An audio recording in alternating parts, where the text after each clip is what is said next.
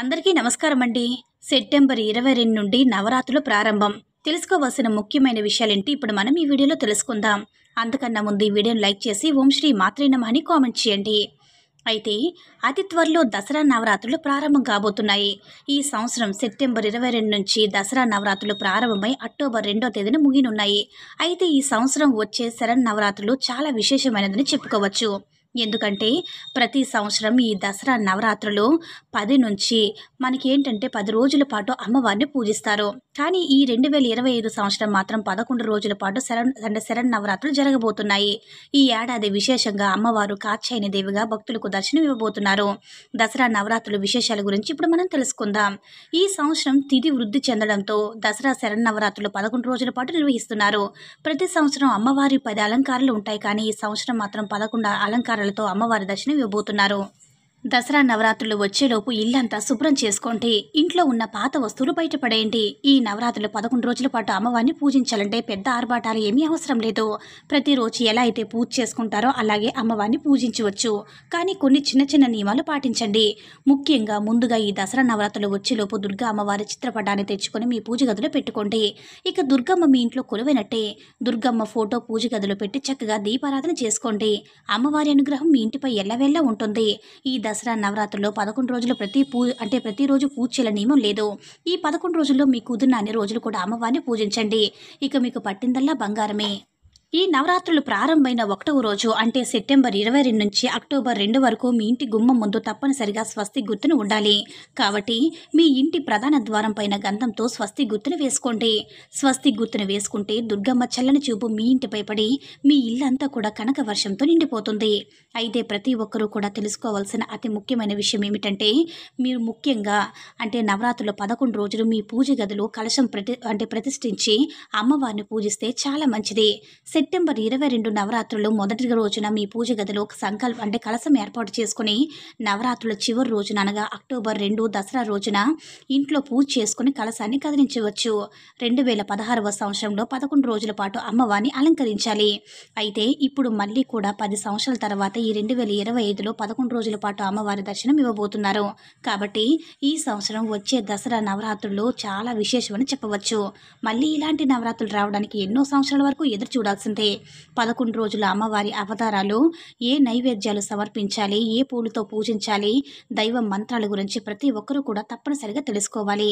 ఈ 11 రోజులు ఎవరైతే అమ్మవారిని భక్తి శ్రద్ధలతో పూజిస్తారో అలాంటి ఇళ్లపై అమ్మవారి కటాక్షం ఎల్లవేళ కూడా ఉంటుంది. 11 రోజులు కుదరకపోతే కనీసం దుర్గాదేవిని స్మరించుకున్నా సరే ఎన్నో శుభ ఫలితాలు కలుగుతాయి. అక్టోబర్ 2వ తేదీన గురువారం నాడు దసరా పండుగ వచ్చింది. అక్టోబర్ 2 ఉదయం 7:30 నుంచి 10 గంటల వరకు అత్యంత శుభముహూర్తం ఉంది. ఈ సమయంలో అమ్మవారిని పూజిస్తే మీ పూజకి రెట్టింపు పుణ్య ఫలితం కలుగుతుంది. దసరా పండుగ రోజున రాజేశ్వరి రాజరాజేశ్వరి రూపంలో అమ్మవారు దర్శనం ఇవ్వబోతున్నారు. అయితే ఈ దసరా పండుగ రోజున జమ్మి చెట్టులో రాజరాజేశ్వరి రూపంలో అమ్మవారు కొలువై ఉంటారు. కాబట్టి దసరా పండుగ రోజున ప్రతి ఒక్కరూ జమ్మి చెట్టును పూజించాలి. అప్పుడే అమ్మవారి యొక్క కటాక్షం సంపూర్ణంగా కలుగుతుంది. అయితే అక్టోబర్ 2వ తేదీ దసరా పండుగ నాడు సాయంకాలం 5 గంటల నుంచి 7 గంటల మధ్యలో ఖచ్చితంగా జమ్మి చెట్టును పూజించాలి. జమ్మి చెట్టు కింద నెయ్యి దీపం వెలిగించి జమ్మి చెట్టుకు ప్రదక్షిణ చేస్తే అమ్మవారి కృపా కటాక్షాలు అష్టైశ్వర్యాలు కలుగుతాయి. మీ మనసులో ఏదైనా సరే కోరిక ఉంటే ఆ కోరిక వెంటనే నెరవేరాలంటే ఒక తెల్లని కాగితం పైన మీ కోరికను రాసి ఆ చీటిని జమ్మి చెట్టు కట్టండి.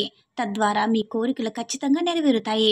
ఈ దసరా పండుగ రోజున జమ్మి చెట్టును బంగారంతో పోలుస్తారు. కాబట్టి జమ్మి ఆకులను మీ ఇంటికి తెచ్చుకొని మీ బీరువాలో పెట్టుకోండి. విపరీతమైనటువంటి ధనలాభం కలిసి వస్తుంది. ఈ విజయదశమి రోజున వాహనాలు ఖచ్చితంగా పూజ చేయించుకోవాలి. కొత్త వాహనాలకైనా లేదంటే పాత వాహనాలకైనా సరే ఈ దసరా పండుగ రోజు పూజ చేసుకుంటే రాబోయే రోజుల్లో ఎలాంటి ప్రమాదాలు జరగకుండా ఉంటాయి. ఈ సమయంలో ఎలాంటి పని ప్రారంభించినా సరే ఖచ్చితంగా విజయాలు సాధిస్తారు.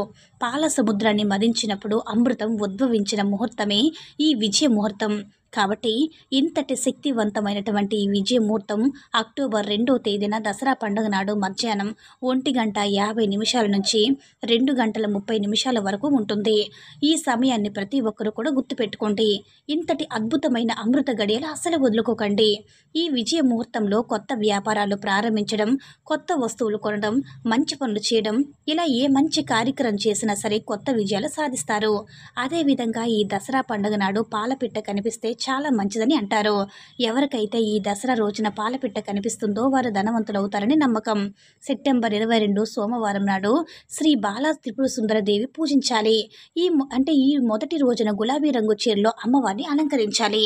అమ్మవారికి ప్రసాదంగా పులిహోరను నివేదించాలి. ఇక సెప్టెంబర్ 23 మంగళవారం నాడు అంటే 2వ రోజున అమ్మవారిని గాయత్రీదేవిగా అలంకరిస్తారు. ఈ రోజు నారింజ రంగు చీరలో అమ్మవారిని అలంకరించాలి. నైవేద్యంగా కొబ్బరన్నం, కొబ్బరితో తయారు చేసిన పాయసం లేదా కొబ్బరి లడ్డూలు నివేదించాలి.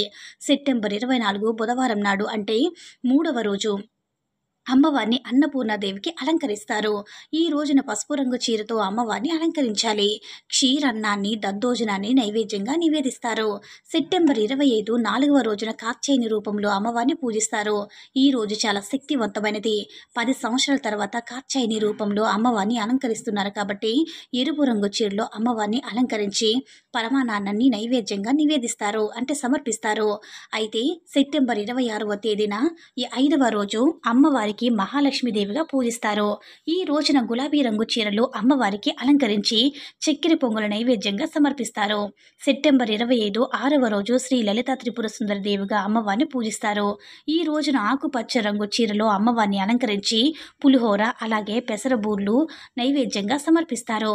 సెప్టెంబర్ 28 7వ రోజున మహాచండి దేవిగా అమ్మవారిని పూజిస్తారు.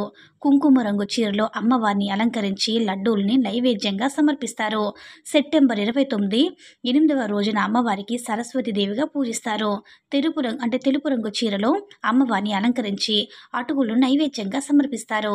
సెప్టెంబర్ 30వ తేదీన 9వ రోజున శ్రీ దుర్గాదేవిగా అమ్మవారిని పూజించి ఎరుపు రంగు చీరలో అమ్మవారిని అలంకరించి గారెలను అమ్మవారికి నివేదిస్తారు.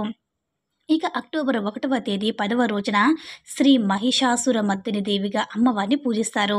ఎరుపు రంగు చీరలో అమ్మవారిని అలంకరించి చక్కెర పొంగలి అలాగే పులిహోర నైవేద్యంగా సమర్పిస్తారు. పండగ నాడు అంటే 11వ రోజున రాజరాజేశ్వరి దేవిగా అమ్మవారిని పూజించి ఎరుపు రంగు చీరలో అలంకరించి పులిహోర గారెలను నైవేద్యంగా సమర్పిస్తారు.